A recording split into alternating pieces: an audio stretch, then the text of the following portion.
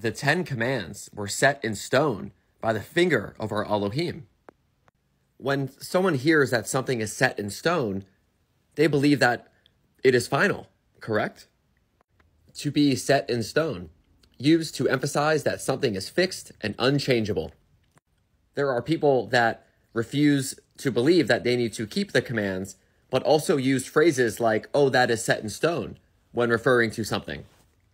Looking into the origin of the phrase set in stone, an ancient metaphor for something that is permanent and cannot be changed. It is centuries old and exists in many different languages and cultures. It is thought to derive its meaning from the 10 Commandments, which were engraved on stone tablets and given to Moshe by Elohim, as recorded in the scriptures, Exodus 31:18. Since all matters are established by the testimony of 2 or more witnesses, the second witness being, the idiom set in stone is believed to have biblical origins. When Elohim gave Moshe the 10 Commandments, the words were literally engraved within the stone tablets handed to him. This literal engraving of rules into stone has come to symbolize permanence and immutability over centuries. However, the widespread adaptation of the phrase set in stone is also considered to have been influenced by the practice of inscribing gravestones with the names and details of the deceased.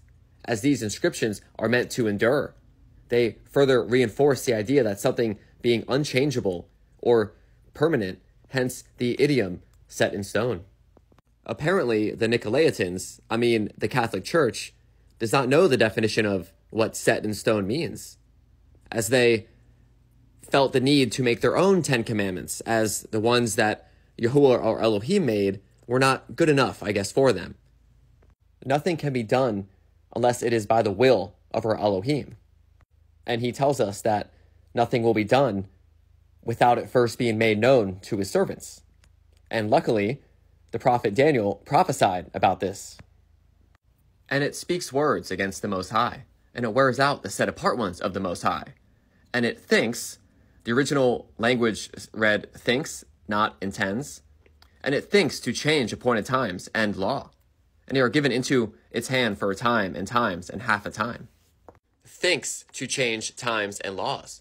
They thought to change the calendar to the Jesuit-invented Gregorian, and they thought to change laws by tampering with the 10 and enforcing code throughout the world.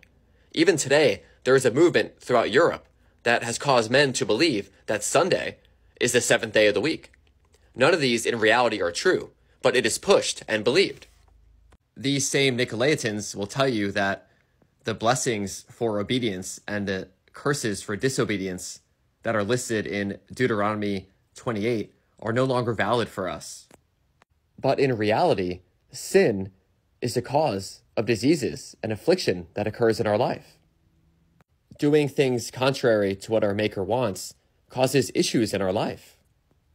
He who turns away his ear from hearing the Torah, which means instruction, even his prayer is an abomination. So if you feel as if your prayers are not being answered in a timely fashion, try going back to the Torah and seeing how your life corresponds with the commands. But if you would rather spend countless hours researching the best supplements, the best tinctures, the best doctors, the best specialists, as opposed to simply opening your scripture, that's your prerogative. I have witnessed miracles in my health from turning to the Torah. Most recently, Yahuwah healed my eyesight. I've also heard many testimonies from clients and friends that they've experienced overnight healings from simply repenting and turning towards his ways.